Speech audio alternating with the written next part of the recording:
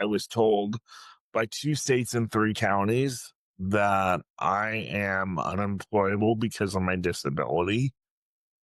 Quote from one person in particular, by my assessment, Nick, I'm looking at you in the world of work, and there is, quote, nothing you can offer an employer. And those words have really stuck with me.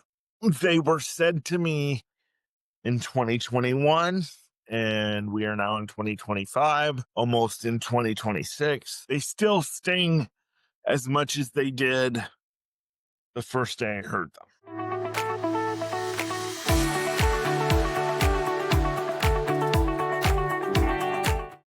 Hi, everybody. Welcome to this brand new episode of the Nick Speaks podcast, the podcast dedicated to the disabled community, where we speak up, speak out, and speak loud about the issues that matter to the disabled the most. I am your ever so handsome host, Nicolas Comstock.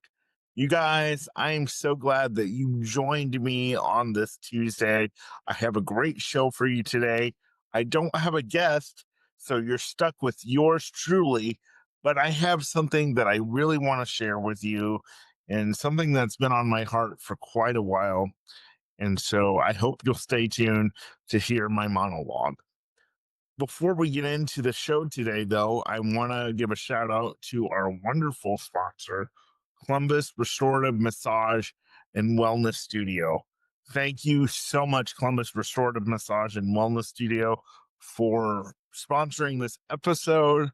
You guys, the holidays are coming up, and we all have an annoying Uncle Fred. And I can't think of a better way to prepare for your annoying Uncle Fred right before the holidays than to go get a massage at Columbus Restorative Massage and Wellness Studio. Because if you get a massage before you have to go deal with your annoying Uncle Fred at the Thanksgiving table, who thinks that his politics are right and blah, blah, blah, and yours are wrong, then your muscles are relaxed and you don't have to worry about getting in a fight with Uncle Fred at Thanksgiving because you took the step that you needed to take for yourself, which is to go to Columbus Restorative Massage and Wellness Studio and get your muscles relaxed, get that deep tissue that you know you needed, and Uncle Fred doesn't annoy you, and your family's happy because you didn't get in a fight. So do yourself a favor. Go get a massage at Columbus Restorative Massage and Wellness Studio. And here's the great thing. Columbus Restorative Massage and Wellness Studio has said we will give Nick Speaks listeners and viewers 20% off their next visit if they use the promo code at checkout online, speak up. So use the promo code to get 20% off your next visit to Columbus Restorative Massage and Wellness Studio. And do this now because your family doesn't want you and your annoying Uncle Fred to get in a fight. So keep the family happy. Go get your massage and get 20% off.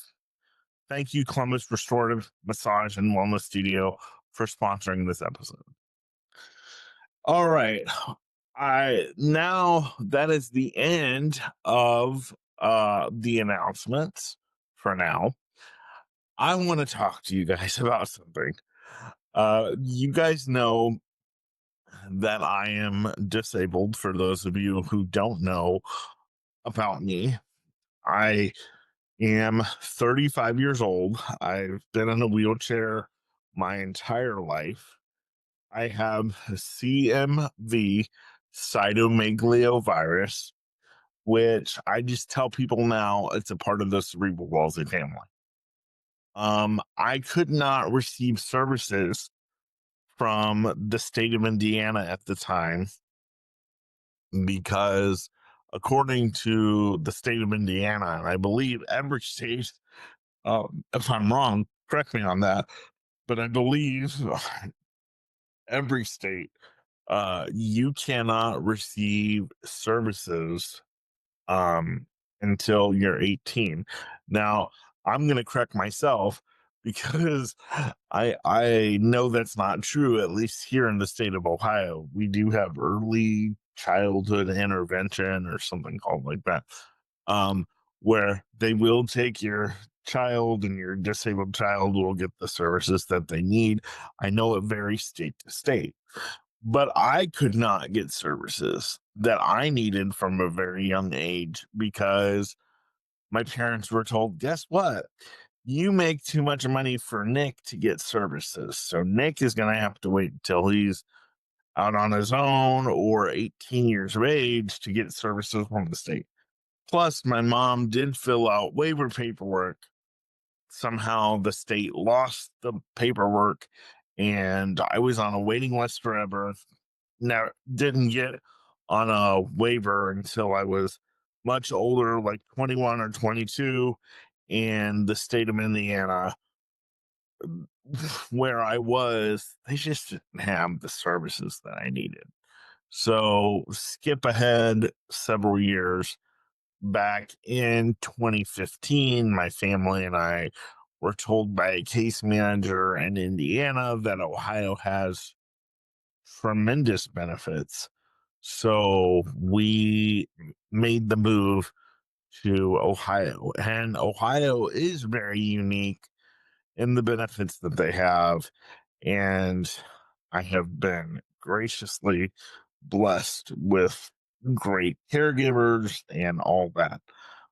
But it has not been without its challenges. And I will say, you guys, I don't feel like I fit in the disabled space.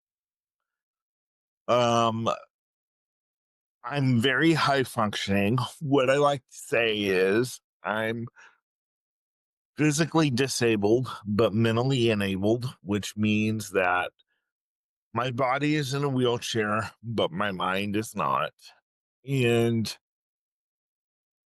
I don't think the system known as the disabled system, like the waivers and the programs that are available to me, were built for people like me. Were built for those that are high functioning and that are physically disabled but mentally enabled.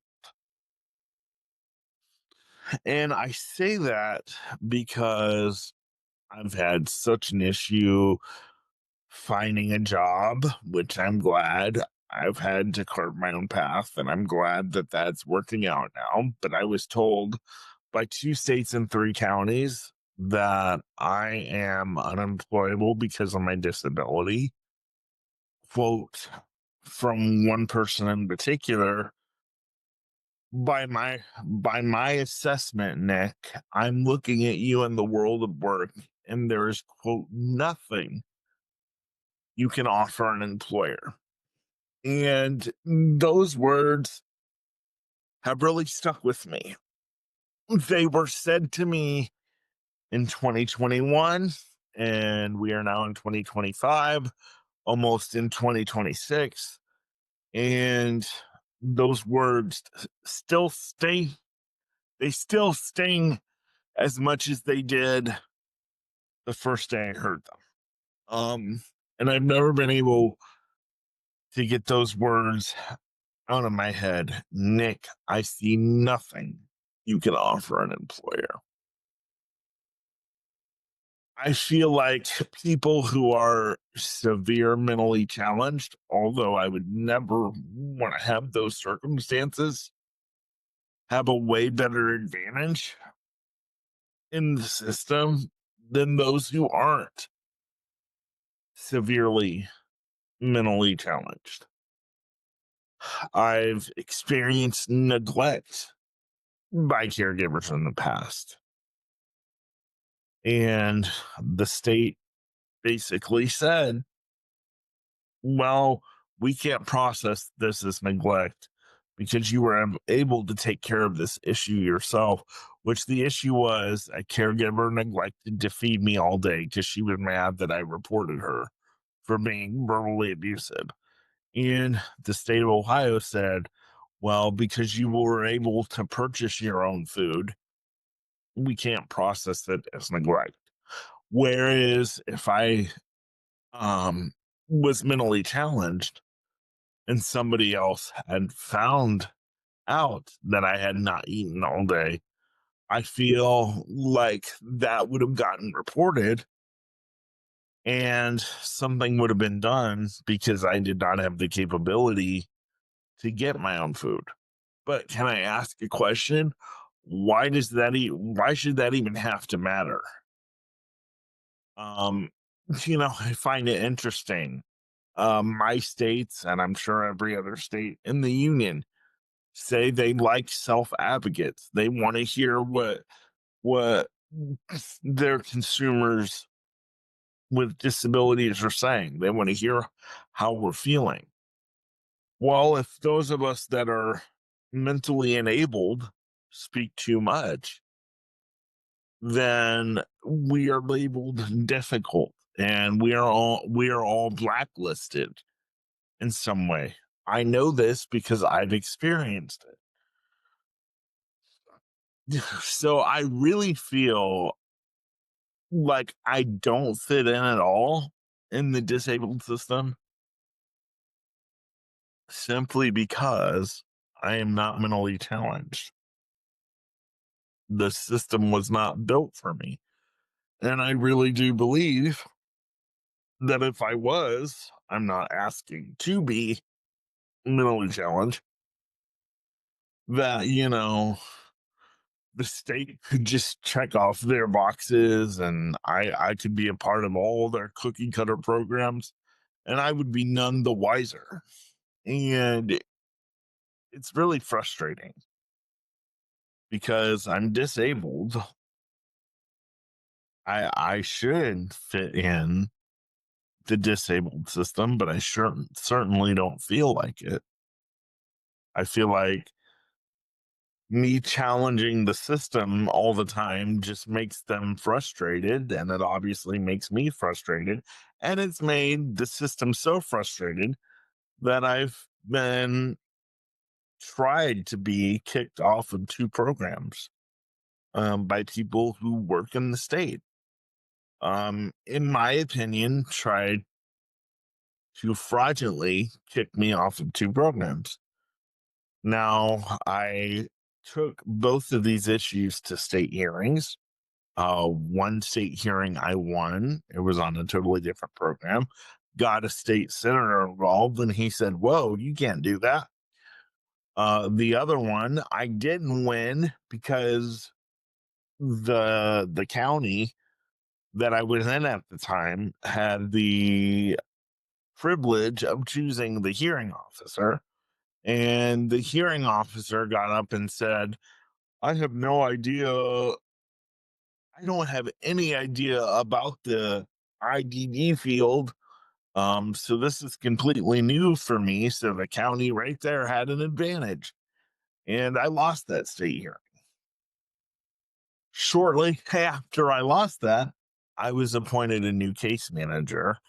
And this case manager has told me in the past, who, by the way, is still working for me and listens to this podcast. This case manager has told me in the past that I was put on his caseload because I was labeled difficult. And so they were like, Nick knows what he wants and he will do whatever he has to get it, which is true. I will call upper people if I have to, and I'm not afraid to do that. Uh, but there again, I think that puts me in a disadvantage because the people that are in the system want to just check a box and want me just to be a cookie cutter. And I refuse. But if it sounds like I'm crying on this podcast, I'm really not. I'm just in a lot of pain today, so that's why you're hearing me struggle. Um, but yeah, I just sometimes as a self advocate that is really for myself and not for the state. I feel like a lot of the self advocates that the state calls self advocates, I feel like they train these self advocates to advocate for the state more than for themselves so that the state can keep them as much money that they can keep in their pocket while still telling the self advocate that they're advocating for themselves. Mm, You know, it's a basically you scratch my back, I scratch yours. We'll scratch each other and ha- have a kumbaya moment. And I'm not interested in having a kumbaya moment. I'm interested in real, authentic change. And unfortunately, I think my state of Ohio is not interested in real, authentic change. To be honest with you, I don't know if any state of the union is interested in real, authentic change when it comes to disability services. Why? Because they've been doing this the same way for 40 years. Who the hell does someone like Nick Comstock think he is coming in upsetting the old apple cart? And it's really caused me to think about leaving the disability community space, the disability advocacy space, I mean, altogether, because I feel if I advocate too much and push too hard, that the state's gonna figure out a way to kick me off their system altogether.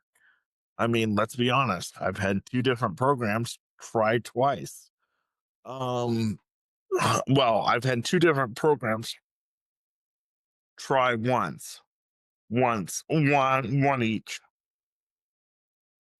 And actually, the second program that wanted they didn't want to kick me off their system. They just wanted to cut my funding from a range 9 to a range 4 because they didn't want to pay the rent subsidy plus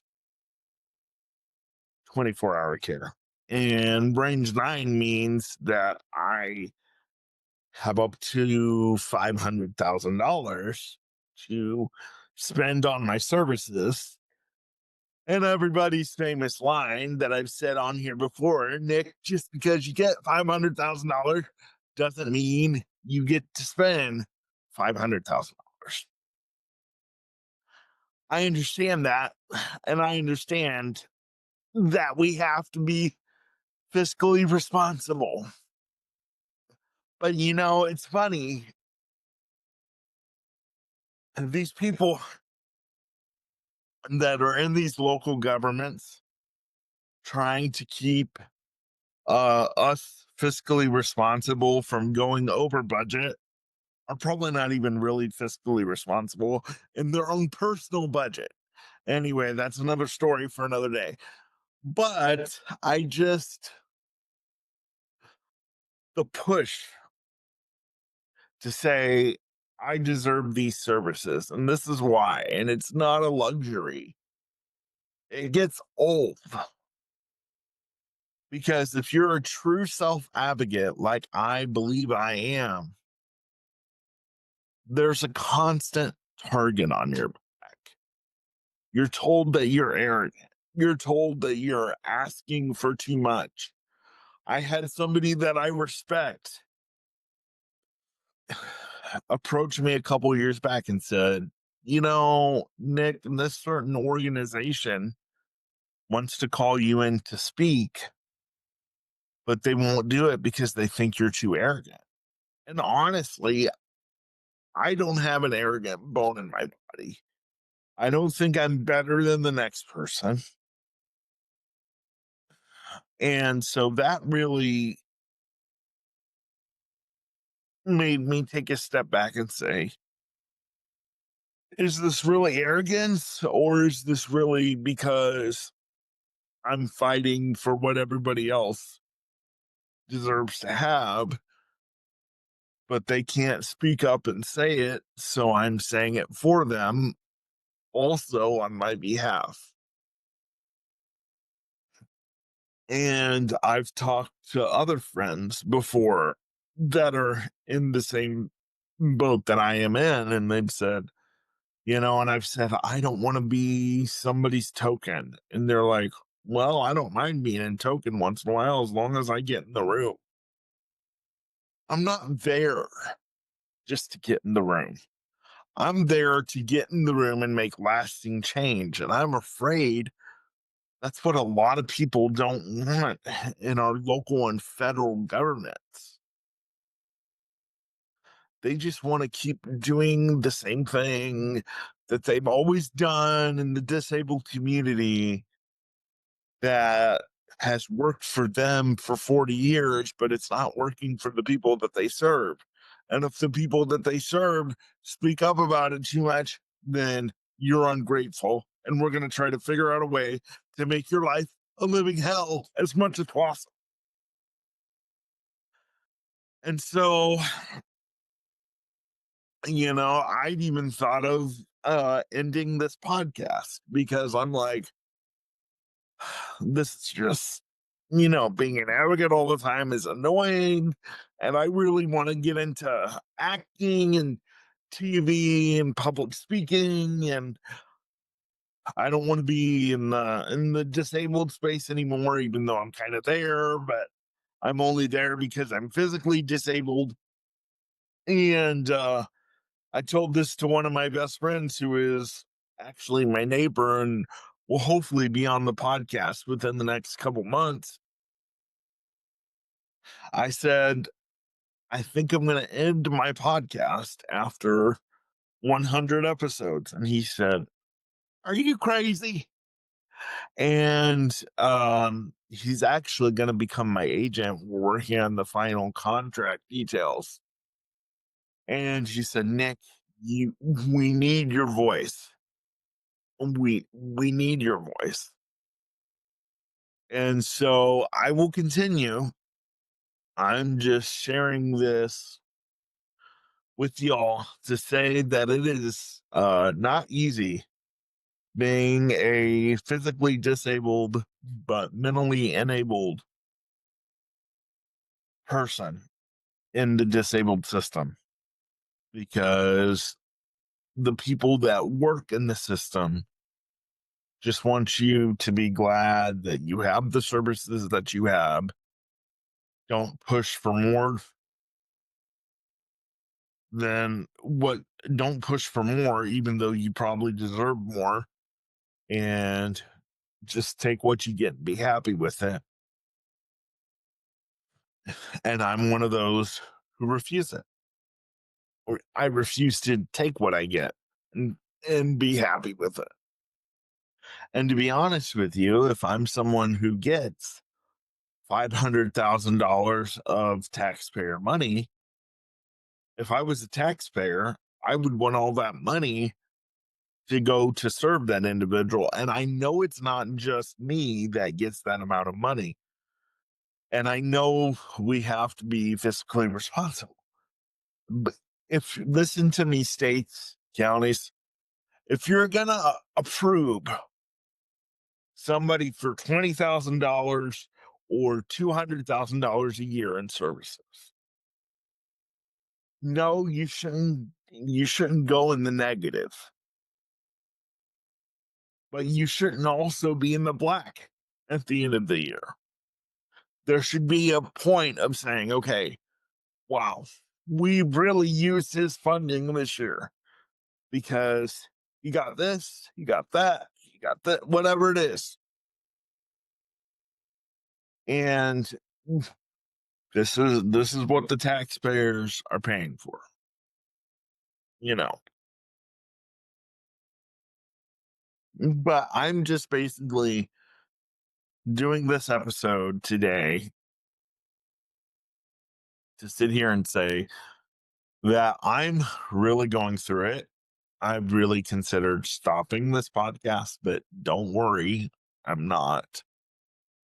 It's just been tough because this world wasn't built for physically disabled but mentally enabled people. It was built for those people with disabilities who have severe mental disabilities. And the system that I'm in now, simply because I'm physically disabled, was really built for people that are in facilities and nursing homes. It wasn't built for people like me to live on their own with 24/7 staff. And I understand that, but I almost feel like there needs to be two separate systems. The system for the severely mentally challenged and physically disabled, and the system for those that are physically disabled but mentally enabled. You say, well, Nick, that's segregation. I don't know what to tell you. I mean,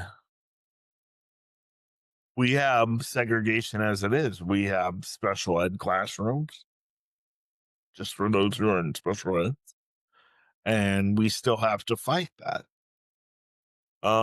We have certain, we have special ed, special classes in churches for those who have special needs that are not in the normal service with the adults. That's a type of segregation. If you're going to say that having two separate systems is some type of segregation, look all around you in the disabled community. And in some places, it's needed. A school for the blind is needed. A school for wheelchair users is needed. But we also need that integration as well. So, how do we have these two separate systems and still provide inclusion? Because I really think that there needs to be a system for the severely mentally handicapped and a system for those who are not. Because the system where they're just putting all the system where they're just putting all of us in one box isn't working, because people like me are falling through the cracks, and we have fallen through the cracks, and we don't feel that we fit in. And I know I'm not the only one that feels this way. This is why I'm speaking up, speaking out, speaking loud about it today, because it needs to change. And I don't know what we need to do to make it change. Yeah, actually, I do. We need to get the people out of the system that have been in it for 40 years and get some fresh blood in there. But some people in some counties in my state don't want to get the same people that have been in the system out for 40 years. They want to keep the same leadership in and do the same thing they've always done. Well, let me put it to you where you can understand it. You remember when you were a kid and your favorite food, I don't know, let's go on. Remember when you were a kid and your favorite food was mac and cheese? And that's all you wanted to eat? It wasn't my favorite food. I don't like mac and cheese. But say your favorite food is mac and cheese, and your parents told you you can't eat mac and cheese for every meal because it's not good for you. Well, it's not good to have the same people in leadership for 40 years in the disability system doing the same thing just because it's working for them, because it's not working for everybody. So change needs to come. I'm just frustrated about how we're going to get it and how we're going to obtain it. I guess that's the same thing. So, yeah, and I'm struggling to figure out how I fit in my the disabled system here. When do I push? When do I not push? When do I advocate strongly? When do I not? Me, I would rather advocate all day and say, give me that whole $500,000. I'll, you know, find better caregivers, which I have excellent caregivers right now. So I don't want to do that. Um, you know, I'll go get all the medical equipment that I need. And why does all the medical equipment for people with disabilities cost so damn much? That's another thing I would want to, change. And that has nothing to do with, severely mentally handicapped versus not severely mentally handicapped. It's expensive for everybody. Um, Whatever part of the disabled system you fall on. I mean, that's something else I would love to, change in the disabled system. But again, the insurance companies probably wouldn't like that change because then they wouldn't get all the bacon that they're used to getting if we figured out a way to lower the cost of things like portable Hoyer lifts or shower chairs or power chairs. Because the only reason my power chair costs $30,000, I'm telling you right now, is so that the insurance company could get their big piece of bacon. Because it's not like I can watch TV on the thing or uh take it off-roading. I have to have a totally different chair if I want to go off-roading. And it costs even more. But this chair that I'm sitting in right now is $30,000 or more.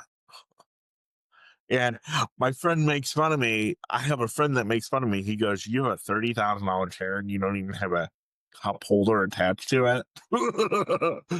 Like, cars have cup holders, but your chair does not.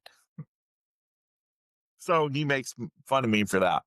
But yeah, it's just, you know, this is why I want to change the direction of my podcast a little bit, and you're going to see some changes because I want to change it because I want to start having guests come on that really want to talk about the struggles that are happening in the disabled field. I don't want to have people on that are worried, well, if I say this, I'll lose my job. I want to have people on that are really wanting to initiate change. And let's talk about how we can do that. I had somebody email me this past week and say, "Nick, I want to come on your podcast and talk about the issues in special education and the issues with agencies, all that type of stuff." And I'm like, yes, yes, yes, yes, yes. I had somebody else email me this week and say, "Nick, I want to talk about the issues of people with disabilities getting sub minimum wage." And I'm like, yes, yes, yes, yes, yes. Because why is that a thing? Why are people with disabilities in 2025 still getting sub minimum wage? That's wrong. And I also will say, because I was at a conference this week, and I also will say that somebody said I told them that I was unemployable, that somebody in the state of Ohio told me I was unemployable. And they said that's not true. Everyone's employable. Well, no, everyone is not. Everyone cannot going into a workforce with crowded people. That doesn't work for everyone who is disabled. But if you're going to call a sheltered workshop work, if you're going to say, let's go to work today, let's shred paper at a paper shredder from 8 to 4, whatever it is, then pay them the normal wage that you would pay somebody who doesn't have a disability. And if it's not a work program, if it's a sheltered workshop and you don't want to pay them uh, a decent wage, then definitely don't call it work. Because if you're in the workforce, no matter if you're disabled or not, you deserve to get a livable wage. And that includes those in sheltered workshops that go around calling it, oh, you're going to go to work today. You're going to go to day program, but we're going to call it work. Okay. So if you're going to call your day programs work, and if you're going to call your sheltered workshops work to make these mentally disabled people think that they're going to work, then you need to think about paying them a correct wage and stop this sub minimum wage crap. But yeah, I had somebody email me this past week and said, Nick, I want to talk about people with disabilities getting some minimum wage. So we'll be talking about that in the next couple of weeks. I really want to talk about the issues in the home health care system. So I think I've done a pretty good job hosting this podcast so far. That I've had it 50 plus episodes over a year. And I do say so, if I do say so myself, I've done a pretty good damn job hosting this podcast.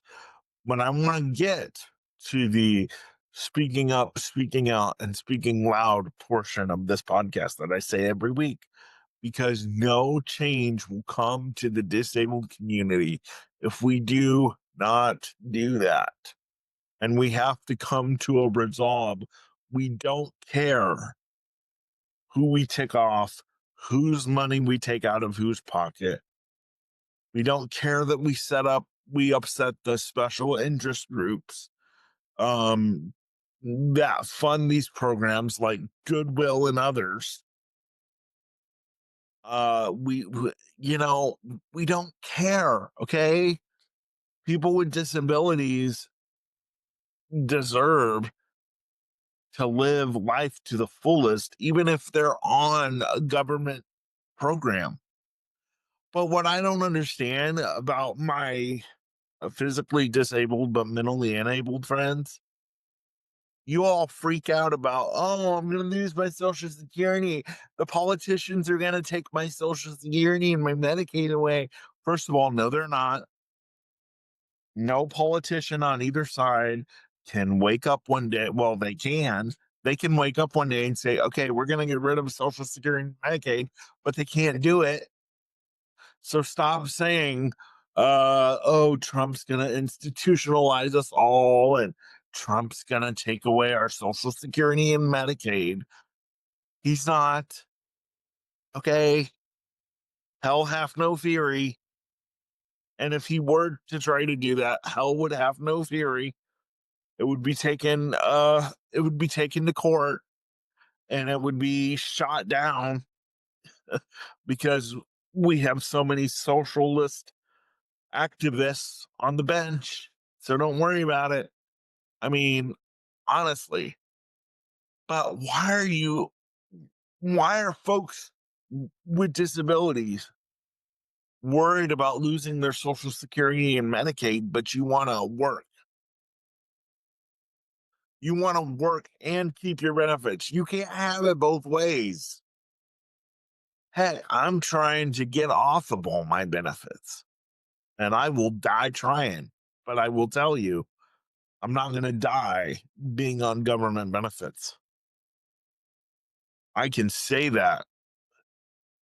And now, of course, I can say that with my whole chest, but tomorrow's promised to no one. I get that.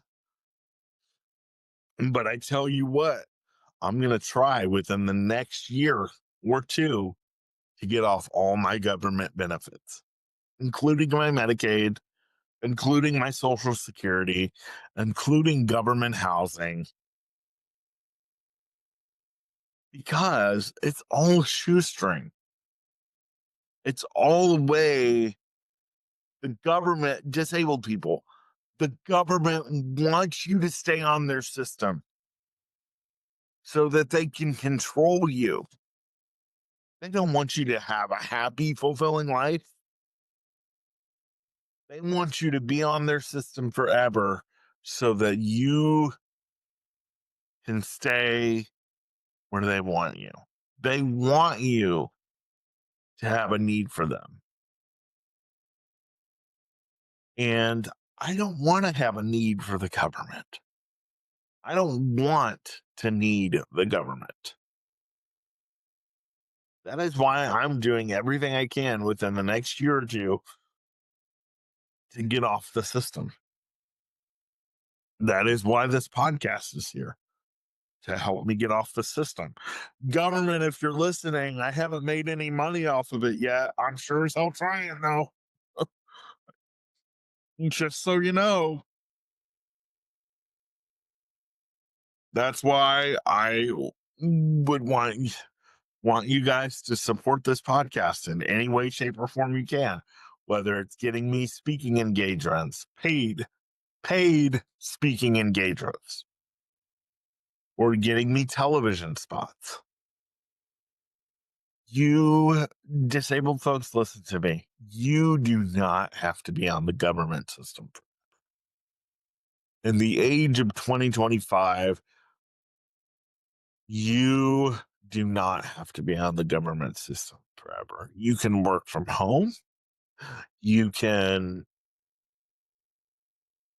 use AI and make money. I mean, there's all kinds of ways to make money these days where you don't even have to leave your house.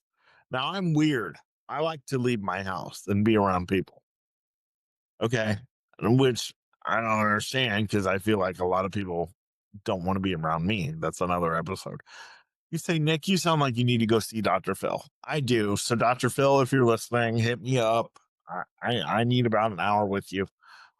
Maybe you can give me a show on Merit Street Media. Who knows? Anyway, yeah, it just is what it is. I'm convinced that the state governments only want self advocates to improve their agendas, not to improve the agendas of the disabled individuals. And that is why I don't fit in this current disabled system, because I am going against the grain. And I know it.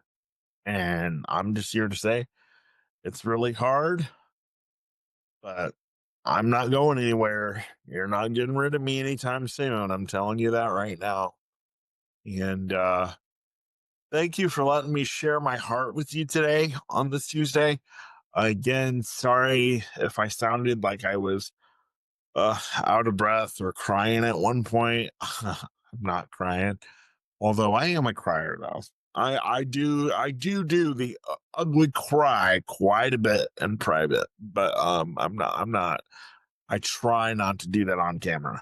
I'm just in a lot of spastic pain today, so that's probably what you heard a lot of. Um, Talking through my pain, getting through it. But anyway, I really hope that I really hope that sharing my heart with you guys doesn't backfire on me. If it does, I'm a big boy. I can take it. Um, I really hope that this will initiate some conversations, and maybe it will initiate some change now that I'm speaking up, speaking out, and speaking loud about it. And if you're someone that works in the disabled system and you agree with me, you're one that wants to initiate change, but the people you work around don't want to help you initiate it, then reach out to me. Let's really start talking about the problems and coming up with solutions, because I feel like we're yelling about the problems in the disabled community, but we're not really coming up with solutions. And one of the reasons why, probably the reason why we're not coming up with solutions, is we're afraid to upset the people who have been in power in the disabled system for 40 years, who, by the way, most of them are not disabled and they probably don't even have a disabled family member. I shouldn't say most of them, a lot of them. Because That's so interesting. I wonder how many people who send out the denial letters for Medicaid are actually understand what it does to someone when you deny something they need from Medicaid, all because Medicaid doesn't deem it as a need or a necessity, but it really is a necessity. But they're going to send a denial letter anyway. I wonder if, the people that actually send out those denial letters have anything to do with the disabled system in general. Or is their job just to sit there and click the deny button and write out a cookie cutter letter? Like they have no idea what they're denying and who it's going to affect and all this type of stuff. And this is the type of stuff that the people in the disabled community, the parents, the the physically disabled but mentally enabled folks need to stand up against and say, we either need two separate systems or make the system that we are all in work. And how do we do that? And we need to stop being so scared. And I'm preaching this to myself because I'm one of those who are scared. Because, like I've said, I've been blacklisted before. And I'm labeled as difficult because I'm so particular in what I do and what I need. And so, anyway, I hope me sharing my heart with you guys on this episode today uh, really will spark a conversation. I will see you next Tuesday for an all new episode of Nick Speaks, the podcast dedicated to the disabled community, where we speak up, speak out, and speak loud about the issues that matter to the disabled the most. I'm your host, Nick Comstock, and I will see you again next Tuesday. Bye bye.